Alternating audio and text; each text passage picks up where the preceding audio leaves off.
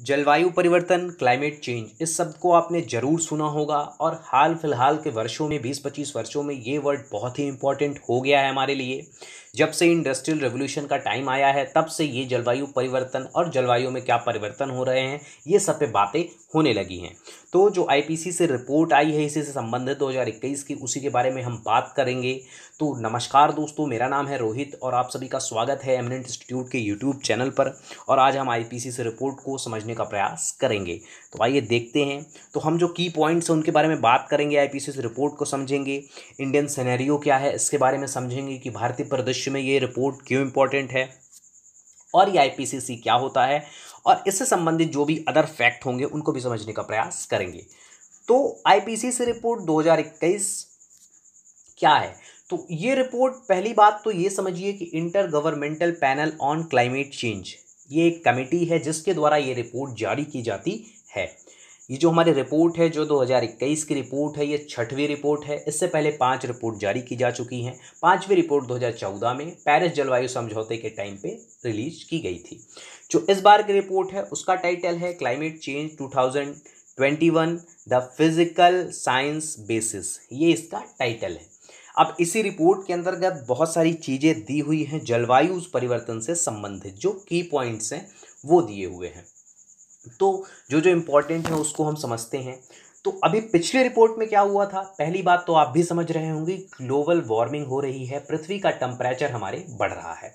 तो उसकी सीमा क्या है, कैसे निर्धारित की गई है, इसी के बारे में बात करती है ये रिपोर्ट। तो उसमें ये बोला गया है, जो उसकी पिछली रिपोर्ट थी तो उसमें ये बोला गया था कि पृथ्वी का टेम्परेचर 2050 तक अगर हम 1.5 डिग्री सेल्सियस तक मेंटेन रखते हैं, मतलब कितना बढ़ता है, सिर्फ 1.5 डिग्री सेल्सियस, तो ये गुड इनफ होगा, ये हमारे लिए ठीक होगा।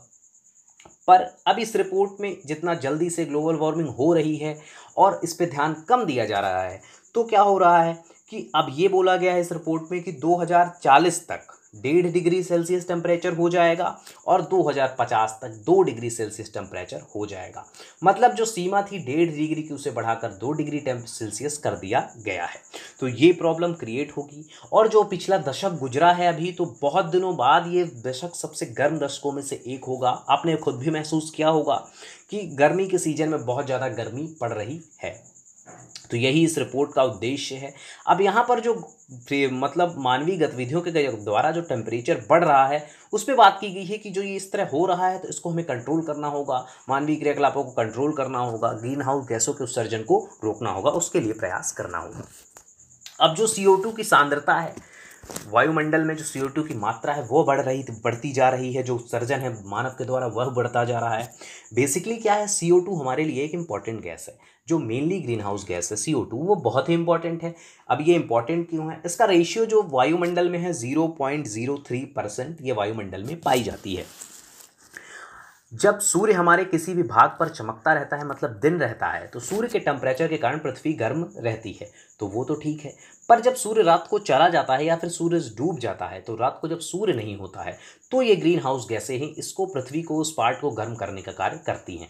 अगर वहाँ पर वो गर्म ग्रीन हाउस गैसेज नहीं होंगी तो वो उसका टेम्परेचर बहुत जल्दी से गिरेगा और वो जो जगह होगी वह अगले दिन सूर्य के आने से पहले ही बहुत ज़्यादा ठंडी हो जाएगी और बहुत सारी चीज़ें वहाँ पे जम जाएगी। तो इसीलिए ये ग्रीन हाउस गैसेज तो हमारे लिए इंपॉर्टेंट है।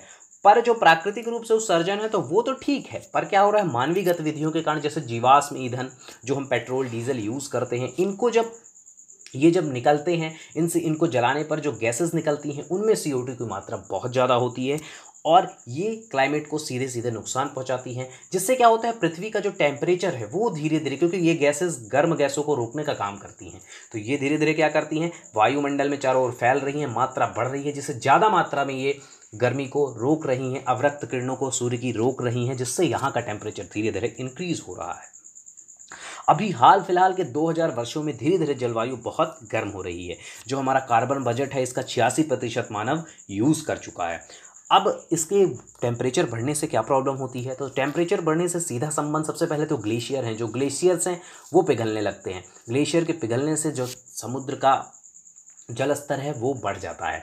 तो जो दलदली क्षेत्र होते हैं, जो बायोडाइवर्सिटी के एरिया होते हैं, जैसे हमारे यहाँ सुंदरवन है, रामसर साइट्स है, ये सब क्या होंगे, धीरे धीरे समुद्र में मिल जाएंगे, क्योंकि जब समुद्र का पानी बढ़ेगा तो उनको भी रहने के लिए प्रॉब्लम होगी, तो बहुत सारी स्पीसीज़ को खतरा हो जाएगा। मछलियाँ जो उथले पानी में रहती हैं वो बहुत गहरा पानी हो जाने पर मछलियाँ समाप्त हो जाएंगी। तो इस तरह मानव के लिए रोजगार की समस्या, भोजन की समस्या भी धीरे धीरे क्रिएट होने लगेगी। तो इसीलिए समुद्र का जल स्तर 3 गुना तक वृद्धि हो सकती है, ऐसा इसमें बोला गया है। अत्यधिक वर्षा होगी, अत्यधिक सूखा पड़ सकता है, जैसे अभी आपने देखा भी होगा इसी टाइम पे, जैसे आपने देख लीजिए इसी वर्ष क्या हुआ है कि पानी पहले बीच में बहुत दिनों तक नहीं गिरा, फिर क्या हुआ, एक ही 2 दिन में पूरे साल भर के बजट का पानी गिर गया।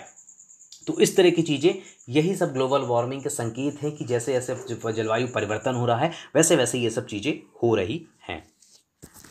अब इसी में हम इंडियन सिनेरियो की बात करते हैं कि भारत के लिए क्या इंपॉर्टेंट है, भारत को क्यों बार बार ये बोला जा रहा है कि ये रिपोर्ट बहुत ही महत्वपूर्ण है।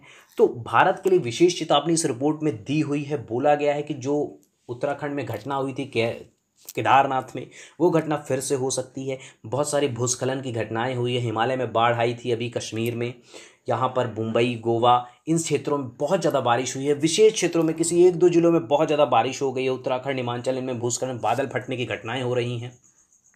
तो ये सब घटनाएं इसीलिए हो रही हैं क्योंकि ग्लोबल वार्मिंग का भारत पे बहुत असर पड़ रहा है। तो इन सब चीज़ों को भारत को लिए विशेष चेतावनी दी गई है और मौसम संबंधी आपदाओं को भारत को सामना ना करना पड़े आगे आने वाले वर्षों में, इसीलिए भारत को चेताया गया है कि जो कार्बन का उत्सर्जन है वो कम किया जाए। मानसून जैसे हमारे यहाँ अभी हुआ है, मानसून एकदम से अनिश्चित हो गया है और मानसून का जो आने का तरीका था या टाइम था वो सब आपने देखा होगा कि पैटर्न पूरी तरह से परिवर्तित हो गया है। तो ये भारत के बारे में विशेष बात की गई है। नेट जीरो एमिशन की बात की गई है, नेट जीरो उत्सर्जन की। तो ये नेट जीरो उत्सर्जन किसका करेंगे, तो CO2 का करेंगे। मेनली जो ग्रीन हाउस गैस है उसके उत्सर्जन की बात की गई है कि हम जो कार्बन का उत्सर्जन है वह 0 पर लेके आएंगे 2050 तक। करीब 100 देशों ने ऐसी बात कही है, इसमें चीन भी शामिल है, USA, यूरोपीय संघ। तो इन लोगों ने बोला है कि हम अपने जो है तो कार्बन के एमिशन को बहुत कम स्तर पे लेके आएंगे, 0 पे लेके आएंगे। इसके लिए क्या किया गया है, आपने सुना होगा टेस्ला की कारें लॉन्च की गई हैं जो इलेक्ट्रिक कारें हैं, और भी बहुत सारी जो कार बनाने की कंपनियां हैं, वाहन बाइक बनाने की कंपनियां हैं, वो अभी क्या बोल रही हैं, इलेक्ट्रिक कारों में, इलेक्ट्रिक गाड़ियों में उतर रही हैं। क्योंकि वो ये बोल रही हैं कि हम पहली बात, सबसे पहला उद्देश्य तो हमारा क्लाइमेट चेंज को रोकना है और जो कार्बन एमिशन है उसको 0 पे लेके आना है। तो बहुत सारे देशों ने बोल दिया कि हम 2050 तक सारी जो ईंधन से चलने वाली कारें हैं, जीवाश्म ईंधन से, उन्हें समाप्त कर देंगे और सिर्फ जो है तो इलेक्ट्रिक कारें चलेंगी। और भी जो मानवीय क्रियाकलाप हैं उनसे भी जो कार्बन का उत्सर्जन है उसे कम करने का प्रयास किया जाएगा। अब इन जो प्रयास हैं इन सब में अगर भारत शामिल नहीं होता है या फिर भारत के द्वारा प्रयास नहीं किया जा सकता तो ये सब सफल होने के चांसेस कम है। क्योंकि जो सबसे ज़्यादा उत्सर्जन करने वाले देश हैं उनमें 3rd नंबर की कंट्री हमारी इंडिया है। भारत द्वारा सर्वाधिक जो है तो कार्बन का उत्सर्जन किया जाता है, मतलब 3रे नंबर का देश है भारत जिसके द्वारा सर्वाधिक कार्बन का उत्सर्जन किया जाता है। अब क्या होगा, ये जो ग्लोबल वार्मिंग से संबंधित, जो क्लाइमेट चेंज से रिलेटेड जो टाई अप वगैरह किए गए हैं, अगर इसमें इंडिया शामिल नहीं होता है तो ये सब सक्सेसफुल होने में थोड़ी प्रॉब्लम है क्योंकि पॉपुलेशन के हिसाब से भी बहुत ज़्यादा है और जो कार्बन का एमिशन है उसमें भी इंडिया बहुत ज़्यादा है। अभी आपने देखा भी होगा हमारे देश में बहुत सारी समस्याएं बनी हुई हैं पर उन सारी समस्याओं पे बहुत ज़्यादा बात नहीं की जाती है। हमारे यहाँ ज़्यादा बात की जा रही है सिर्फ जो अन्य मुद्दे हैं जो हमारे देश को सिर्फ इफेक्ट करते हैं उन मुद्दों पे बात की जा रही है। जो बड़े मुद्दे हैं जैसे ये क्लाइमेट चेंज, ये पृथ्वी को इफेक्ट करता है, पूरी दुनिया को इफेक्ट करता है, इस पे थोड़ी कम बात की जाती है, या फिर आप ऐसा कह लीजिए कि बहुत ही कम बात की जाती है। अभी आपने ही हाल फिलहाल देखा होगा कि हमारे यहाँ जो माइक्रो पॉलीथीन है ब्लैक कलर वाली वो बैन है, पर आपने इसे यूज़ करते ज़रूर पाया होगा। करीब 3-4 साल पहले से ये प्लास्टिक बैग्स बैन हैं पर हमारे इंडिया में धड़ल्ले से यूज़ हो रहे हैं। तो इस तरह क्या है, जनता भी हमारी थोड़ी अवेयर नहीं है और थोड़ी क्या कह लीजिए बहुत ही अवेयर नहीं है। पानी की इतनी वेस्टेज करते हैं हमारे यहाँ, जिन क्षेत्रों में पानी उपलब्ध है और जहाँ उपलब्ध नहीं तो उसी पानी के लिए परेशान रहते हैं। तो लोग अवेयर नहीं है, लोग ऐसा बोलते हैं कि हम अगर पे कर रहे हैं तो हम इसका यूज़ क्यों ना करें।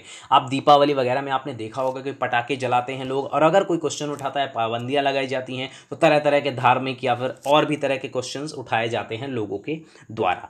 तो ये सब इंडिया के सिनेरियो के हिसाब से इंपॉर्टेंट है। सरकार को थोड़े प्रयास करने होंगे क्योंकि ये विश्व स्तर की बात है और आगे आने वाली पीढ़ी को एक सुरक्षित भविष्य देने की बात है। तो इसमें हमको थोड़ा आगे आना होगा और सरकार को लोगों को अवेयर करना होगा, लोगों के प्रति जागरूकता फैलानी होगी और कुछ कठोर कदम उठाने होंगे जलवायु परिवर्तन से संबंधित। प्रतिवर्ष जो बैठक होती है तो ग्लासगो में स्कॉटलैंड में अभी बैठक होने वाली है कोप की, जो नवंबर में होने वाली है। संयुक्त राष्ट्र का शिखर सम्मेलन है, इस पे बात होगी। इसी जो रिपोर्ट है इससे संबंधित पूरी चर्चा की जाएगी विभिन्न राष्ट्रों के द्वारा, और उनमें ये डिसाइड किया जाएगा कि कैसे हम पॉलिसीज़ जब बनाएंगे विभिन्न देशों के लिए और क्या इसमें क्या क्या शामिल होगा। तो इस तरह था ये इम्पोर्टेंट। अब हम आईपीसीसी को देख लेते हैं कि आईपीसीसी क्या है। तो inter governmental body of United Nations, ये एक बॉडी है जो यूनाइटेड नेशंस के अंतर्गत काम करती है। इसमें दो मेन इसके ऑर्गेनाइजेशन है। पेरेंट ऑर्गेनाइजेशन है वर्ल्ड मेट्रोलॉजिकल ऑर्गेनाइजेशन और United nation environment programme.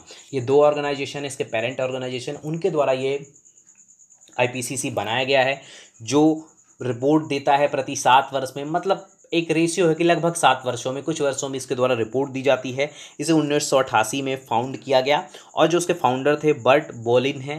Burt Boolean इसके फाउंडर हैं और जो अभी चेयरपर्सन है वो होनसंग ली हैं। होसेंग ली इस टाइम के अभी चेयरपर्सन हैं और इनके द्वारा रिपोर्ट दी गई है आईपीसीसी के द्वारा। तो ये सब था जलवायु परिवर्तन की समस्याएं जो हमारे देश में चल रही है, पूरी दुनिया में चल रही हैं, और इसके बारे में क्या क्या प्रयास किए जा रहे हैं उसके बारे में ये रिपोर्ट थी। और कैसे इसको डेवलप किया जाएगा या फिर कैसे पॉलिसीज़ बनाई जाएंगी इनके जो है तो एमिशन को कम करने के लिए, कार्बन के या फिर बायो ग्रीन हाउस गैसेस के।